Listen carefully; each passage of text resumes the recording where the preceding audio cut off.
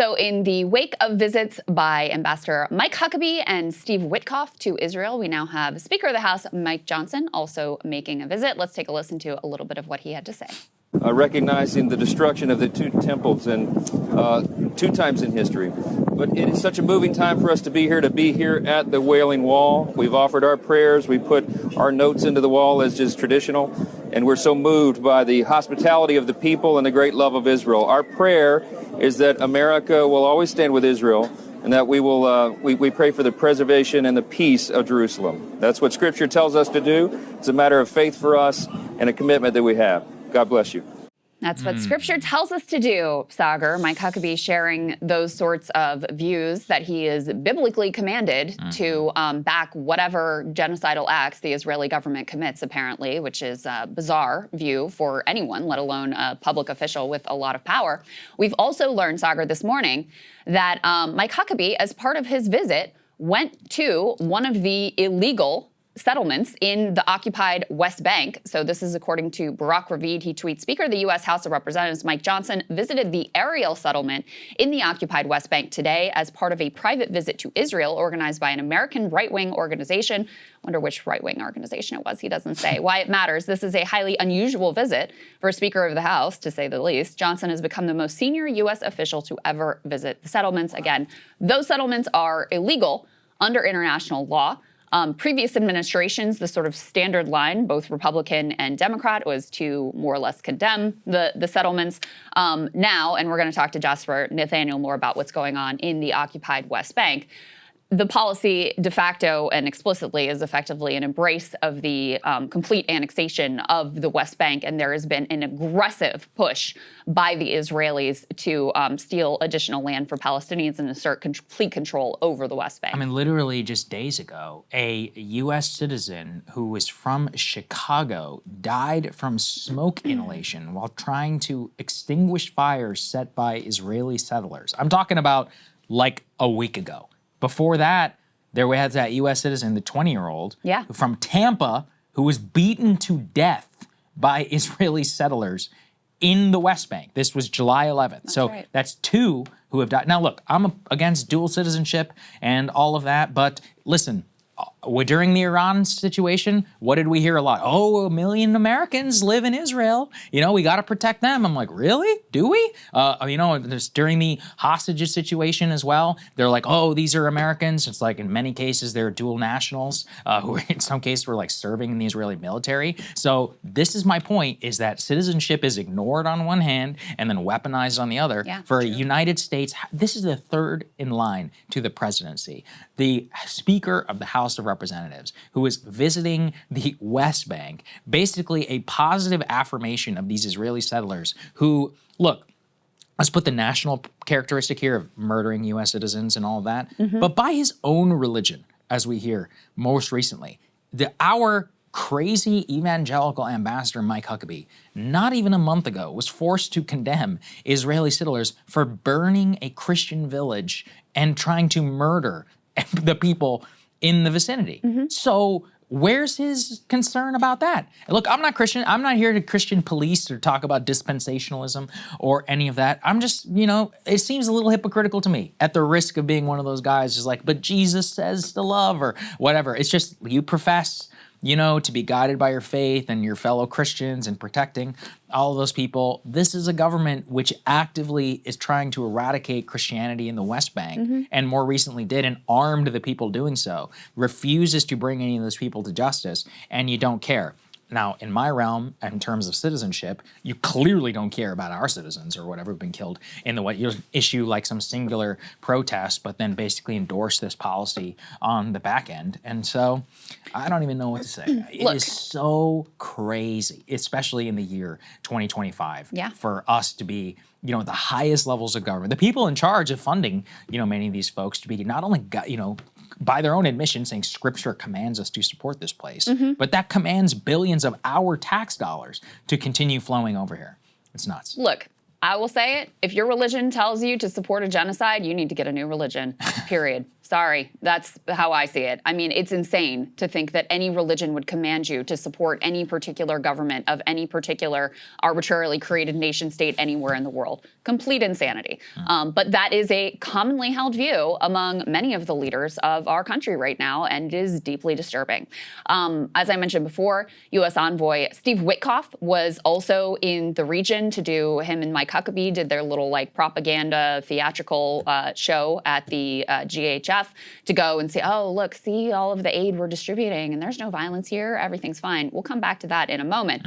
But in any case, he told the captives' families, he talked to some of the families of people still being held captive in the Gaza Strip, that the starvation in Gaza is, quote, nonsense manufactured by Hamas. This was played on an Israeli television network. We can put this up on screen. The audio, because it was like leaked recording, is kind of muffled, even though it is obviously in English. But he says, in part, quote, Hamas has done a good job of getting people to believe some of the nonsense they spew. For instance, that some of the children are starving, then there's some unintelligible part, when in fact they suffer from other medical conditions. They do a good job of that, but that has to be dispelled, that has to be repudiated, that has to be done loudly.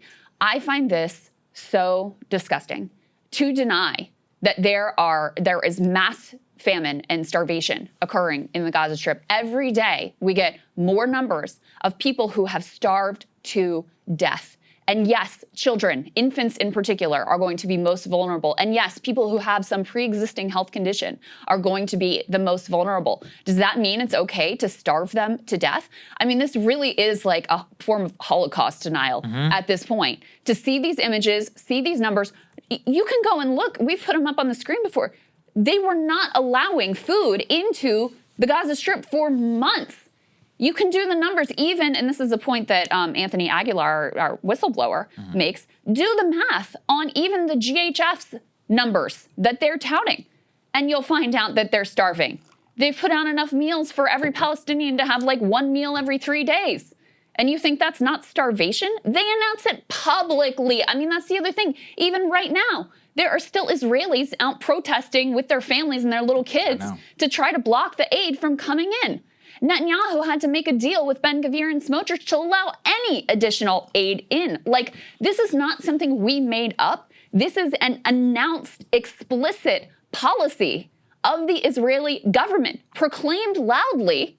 And you're still going to say that this is a lie, this is a hoax, this is unreal. I mean, just how stupid do they think that we are? Well, see, I don't think it's about stupidity. I just think it's about arming the, American vanguard with just enough talking points to get them further and further down the road. I mean, none of it is really about truth. If you do want some, by the way, here's some photos of what Gaza looks like right now. This is from a Jordanian airplane. Remember, when Anthony was on our show, Aguilar, the former Green Beret, he talked about why he thought it was significant that the Jordanians, for the first time, you have planes over Gaza that are not controlled by the Israelis and can take pictures. If you're watching, this is crazy. I mean, look at that one in particular, where you have roundabouts being taken over as a camp settlement because every other place was getting bombed and that's where the shelter was. If you look at that last one, there's nothing left. I mean, it basically, I was just recently going back to look at photos of Tokyo after the firebombing. It's very similar, where any small structure is gone. The large concrete ones are the only ones that survive. That's basically what it calls back to. And this is the first time that we've ever even really seen, what's going on here. I do want to linger on that starvation point. Yeah. A key part of Holocaust denial in the 1980s was this talking point about how there were restaurants available in the Warsaw Ghetto, right? Because they were like, well, how could they be starving? There were restaurants. Yeah. Who do they serve? The filthy rich, the very rich, the people who had money. And that in many cases, the people who live there talked about this, is that you would have the filthy rich eating in restaurants, doing trade goods and stuff like that, while people starve to get death outside of their door. And just yesterday, I saw some Israeli Hasbara person being like, here's all the restaurants currently operating in the Gaza Strip. Wow. And it's genuinely crazy. A lot of people have pointed that out. That was a key tenet of like 1980s Holocaust denial. But in many cases, like the stuff is exactly the same. Yeah, it's not a mystery to me why muscular dystrophy, small children, infants, Guillain-Barré, which Dropsite is talking about right now, people who are vulnerable are going to be the ones who are most vulnerable in the beginning. But acute starvation, this is why even the whole debate around the term, it's like, okay, let's use the original terminology, the ones that we use here in America, like food insecurity, getting enough to eat. If you start doing that, it's like 100%. It is 100%. That's what I mean. It literally is 100%, including in the Gaza Strip. Doctors and medical professionals, everybody. It's a crisis created by the Israelis. There were 400 aid sites. They shut them down. They created 4 of their own. For what purpose? This is a more recent development. It just happened in the last couple of months. All of a sudden, of course, you get the starvation news. So why can't you just go back to the original status quo? Why? But what did you say? It's a policy by design. It is all because they refuse to reach an actual ceasefire. The Hamas demand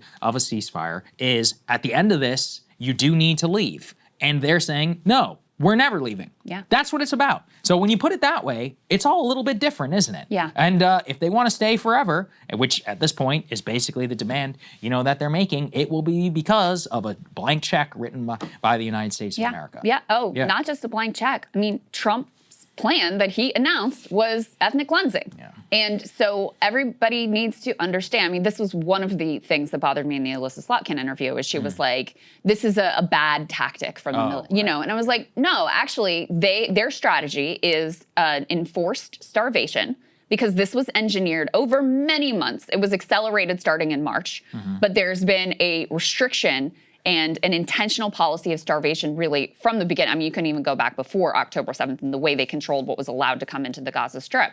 But so you have an intentional policy of starvation. Why? To immiserate people so they're desperate to leave just to be able to live. Yeah. And then they talk about quote unquote voluntary migration. How voluntary is it when you're being shot at and starved to death? And your option is you can live and leave your home forever, or you can stay and die like a torturous, long, slow, or perhaps a quick death with a sniper shot to the head. Those are the choices that are being offered. That is the strategy. That is the policy, and they are implementing it very effectively. It is not easy to starve 100% of a population, and yet that is exactly what they're doing. Just go and look at the pictures of these children and tell me there's no starvation. I mean, it is utterly disgusting. To go back to those images of Gaza from overhead, the reason those images are so significant is because they've been banned. I mean, those are the pictures the Israeli government does not want you to see. The reporters that were on these, airdrop ride-alongs, they were told, you can't. Yeah, you can't do it. You can't take these pictures, or else we will discontinue the airdrops. So even the meager little bit of aid, which we all know this is like a dangerous, wildly inefficient way to get aid on the ground. We talked about this during the Biden administration too. Even this meager bit of aid, we will cut off. So the Washington Post tagged along on one of the Jordanian aid drops, and that's where those pictures came from. And they apparently did not get the explicit instructions to not take the photos. But these are photos that the Israeli government very much does not want you to see. And you can tell why. Because you look at that and you're like, remember all this bill of goods we were sold about, precision targeting, and we leaf it and make sure the civilians are moved out of harm's way. And it's because we have to bomb this hospital because there's a tunnel underneath and we've got to be able to get to it. You're like, really? The entire Gaza Strip was Hamas? Every single building, every home, every school, every mosque, every church, it was all Hamas. And people went in and analyzed those pictures and would show you, like, this used to be a mosque and now it's completely collapsed. And all of these tent cities, that's all that's left. I mean, there is no one in Gaza who has not been displaced. Probably all of them multiple times. Virtually everyone is living in a tent at this point. It's just, the horrors of it. And back to your point about Anthony Aguilar, the former Green Beret who's blowing the whistle on all of this, he told MSNBC over the weekend, he said, when we start to go into northern Gaza, we're going to see things that are going to bring the world to their knees. Mark my words, we're going to see human suffering like the world has not seen in a long time. It's going to bring us to our knees, and we have an opportunity right now to stop this and do the right thing. And if we don't, we're complicit in that. We're already complicit in that. And the world is going to see it, and that day is coming. He's called it a reckoning. That day is coming. And that's why those photos are important to show, because they are the beginning of that reckoning of the horrors that have been committed here in our name with our tax dollars and with the continued explicit support of our top officials and leaders. Getting back to the starvation conversation, so there is one person that the Israelis believe is actually starving, and that is, we can put this up on the screen. Hamas released this video of one of the captives here who is being forced. I mean, this is disgusting. It's right? horrific. It's horrific. Being forced to dig his own grave, and you can see how incredibly emaciated he is. And the Israelis have shared, images of him before, when of course he's like healthy and robust. And so they do believe this one particular individual is starving, as he clearly is. But guess what, guys? What's being done to the Palestinians in Gaza is being done to the hostages as well. We know they've been shot and killed by the Israelis. We know they've been bombed and killed by the Israelis. Yes, they're starving too, because there's no food. There's no food for anyone in the Gaza Strip. So it's like, and by the way, I mean, the captive families, like many of them understand this as well. That's why they're desperate for the war to end and for the hostages to come home. We had at least one hostage who came out and who said, my greatest terror was I was going to be bombed and killed by the Israelis. Yeah. Like, I thought that's how I was going to die. And again, some of them did. So yes, of course the hostages are starving at this point, because everyone in the Gaza Strip is going without food, many of them for days at a time. And okay, Hamas, it's like, is starving them. It's no one's saying that they should, right? No, I actually can't think of a single person who's critical of the Israeli military operation in the West who is like, yes, Hamas should starve the hostages too. No, who's not immediately like, yeah, they should be released unconditionally. They should obviously be, not be held like this. Nobody should have to dig their grave, on camera and be emaciated and held for 700 days in a tunnel. It's horrible. No one's saying that that's a good thing, right? And then it's all a question of like, how do you get them out? Let's just take it back from the beginning. The theory from the beginning was, we're going to go in and this is how we're going to get the hostages. And at that point, it all became a justification for all of the war. This is the way that we will fundamentally be able to release them. Well, at every turn, the way that they've been able to release those hostages has been some sort of ceasefire agreement. But they don't care about a ceasefire agreement. There's only been one rescue mission, right? Yeah. And it actually didn't end up so well. And remember also those previous instances of hostages being shot while waving a white flag of surrender, just in case anybody's forgotten about that one. But my point is just, if you care about this guy and you want him to live, which I do, I want all of these people to live, then how do we do it? Let's get it done. But that's not what they want. They just don't want it at the end of the day. Yeah, well, and they obviously never talk about the thousands of Palestinian hostages being held by the Israelis, and there are actually documented instances of Palestinians starving to death in Israeli care when there is plenty of food that they could make available to them. Let's go ahead and go to this next piece, because this speaks to that propaganda visit that Huckabee and Witkoff made to one of the GHF locations. So apparently, they couldn't hold off on murdering Palestinians, even for just this one short visit. This is according to Al Jazeera. Apparently, Israeli soldiers, they wanted to continue their murder, but they didn't want to create, a bad impression for Huckabee and Witkoff. So they just decided they would use silencers on their weapons when they're shooting at starving Palestinians seeking aid. An Al Jazeera correspondent in northern Gaza reported he spoke to multiple witnesses who confirmed the use of silencers deployed by the Israeli army when targeting people around an aid site. He said this means the Israeli soldiers were trying to inflict casualties, but without drawing too much attention to themselves. Have to be discreet. We have to have some decorum here as we're murdering starving Palestinians. The development comes as U.S. envoy Steve Witkoff and ambassador to Israel Mike Huckabee visited Gaza for several hours to see how food distribution works at a site run by internationally criticized GHF. And I mean, it's beyond disgusting. What can you even say about it at this point? That every day, we talked to Saagar, I don't know if you saw this, we talked to a doctor on Friday who had just come back from the Gaza Strip, and she was I really recommend that you guys go and watch that interview we did with her. And she was at Nasser Hospital, which is, and Tony Aguilar told us this as well, that's where two of the aid sites were closest to. And so they would get the bulk of the wounds from people who were shot at, who were going to these aid distribution sites. And she said it was like clockwork. Yeah. Every day, you knew when the distribution happened because, you know, a short time later, you would have 100 people come in with gunshot wounds. And she confirmed what I saw another doctor say as well, that they treated it appeared that the Israelis treated it like target practice, because one day, all of the wounds would be torso wounds, or the vast majority. The next day it would be legs. The next day it would be genitals. I mean, that is the type of barbarism. Using human beings, starving human beings, luring them into these death traps for a little bit of meager rations, and then using them as literal target practice. It's not just doctors. It's not just Anthony Aguilar, who is talking about the horrors and the atrocities committed routinely by the IDF. You have an Israeli soldier who came forward to talk to the BBC about what he saw, the level of indiscriminate killing that he saw from his unit while he was in the Gaza Strip. Let's take a listen to that. Kay fought with the IDF in Gaza in early 2024. He described several incidents in which his unit killed unarmed people, including 2 boys he described as young teenagers. Anyone you see off the humanitarian road, shoot. Shoot to kill. That's what we were told. Our commander qualified that.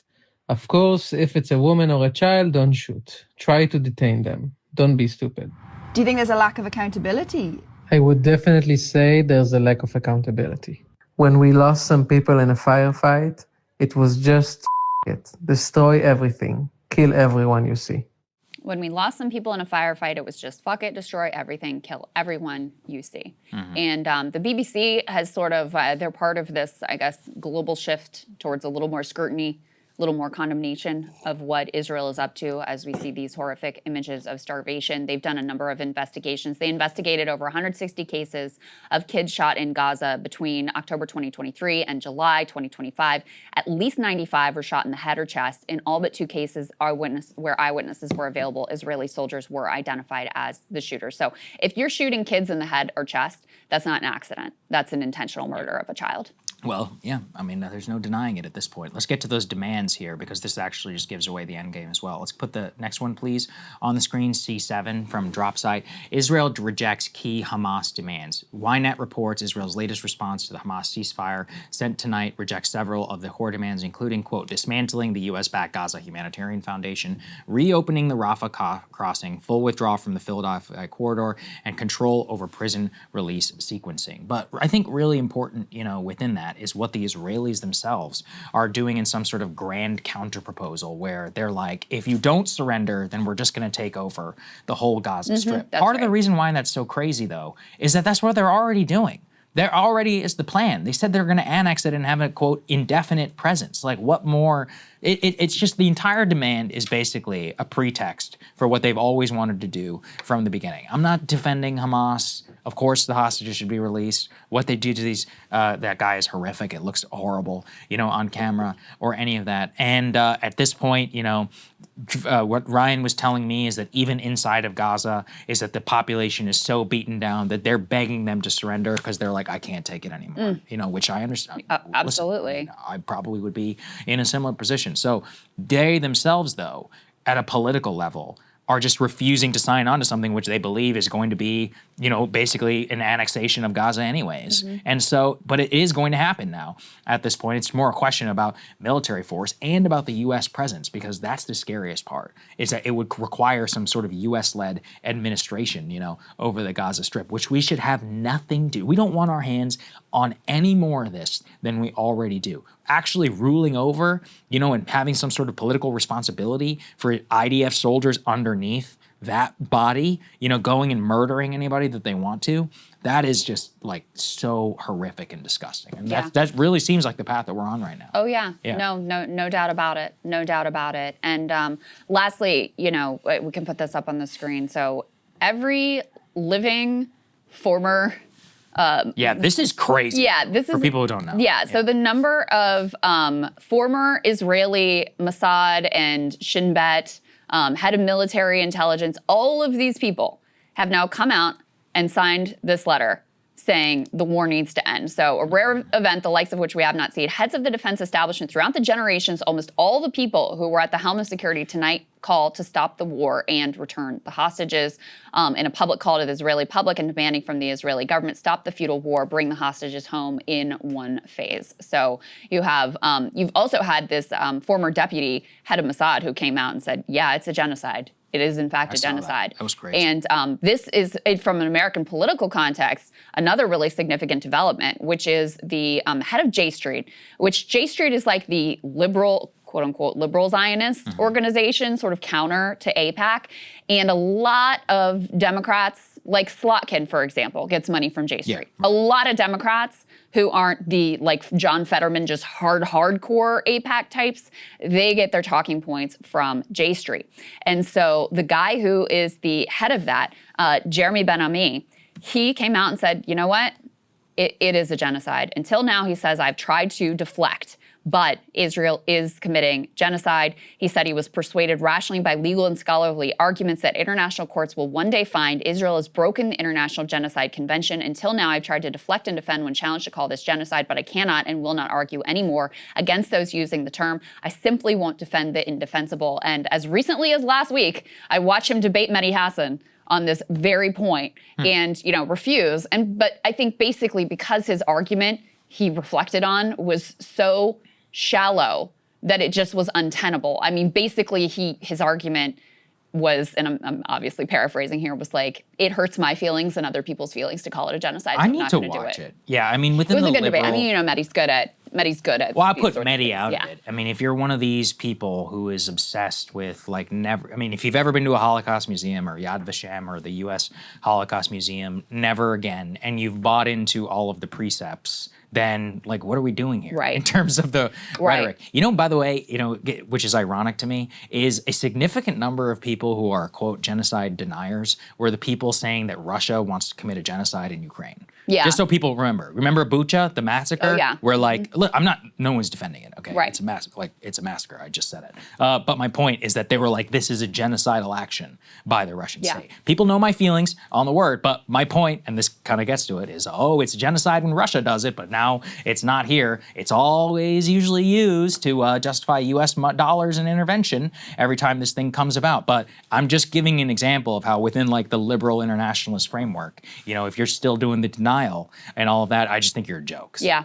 Well, and here's the thing with this guy, he wrote like a Substack post, I think, about this. And he said he's still not going to use it because it still hurts his feelings. But he's no longer going to deny that that is what's occurring. Okay. And I'm telling you, I think it's really significant. I think a lot of Democrats take their cues from J Street. And so you're right. it may represent a really significant political shift because they have, you know, decent amount of funding behind them. They are the liberal Zionist organization for people who thought, for like Democrats who think Netanyahu is yucky, but want to still support the state of Israel. That's a great way of putting it. This is the organization for them. And I'll give so they some do have a personal- lot of sway and influence. So I went to GW, which is like 35% Jewish. So, you know, it's massive J Street presence, right? And the classic liberal Zionist J Street supporter is like, well, you know, I'm Jewish, I support Israel, but of course I don't support the settlements, or of course I don't know what it's like now, but this was, you know, 10, 15 years ago.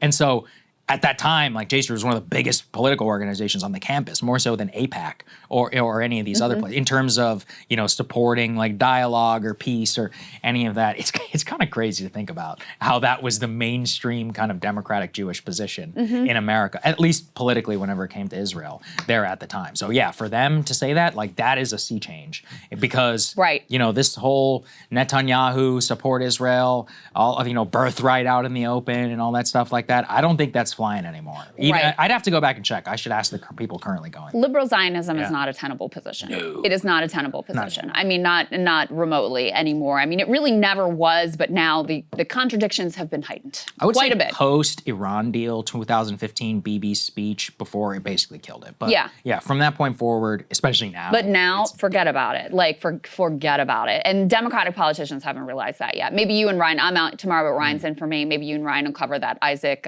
Dovier piece about, you didn't see it, about how Democrats are realizing. I did. Yes. We got to shift a little bit on this. But they have no idea how far gone they are. And last thing on this, and we'll get to the free speech stuff, which dovetails very, very much with the conversation we're having here. But this position that AOC was espousing about offensive and defensive weapons, and that's Slotkin tried to pull that with us as well, and she did say that she would have voted against the offensive weapons if she hadn't been on Colbert that night. But anyway, that line came from J Street. That's the position that they had retreated to as well. And so when I say they're influential, that's what I mean. Like, you can see the way that Democratic politicians are picking up their talking points and running with it, which is why I think that this is influential. But yeah, they have no idea how far off. 8% of the Democratic base supports what Israel is doing. And no, they don't think it's just Netanyahu, and if you just get him out of here, it'll be fine. They don't think that, we could still send some weapons, but not these weapons, and, I don't really want to call it a genocide. Like, the base is so... In New York City, a plurality of Jewish voters are supporting Zoran Mamdani. Like, Zoran is an avowed anti-Zionist, an avowed, BDS supporter, and he is winning Jewish voters in New York City. Like, that's how far the Democratic base is. You have a super majority of Democratic voters in New York City saying, yes, Bibi Netanyahu should be arrested if he comes here, and 80% saying it's a genocide. So Democratic politicians are so far behind the curve. It is just unbelievable how out of step they are. But we'll continue that conversation for sure on another day. Hey, if you like that video, hit the like button or leave a comment below. It really helps get the show to more people. And if you'd like to get the full show ad-free and in your inbox every morning, you can sign up at breakingpoints.com. That's right. Get the full show, help support the future of independent media at breakingpoints.com.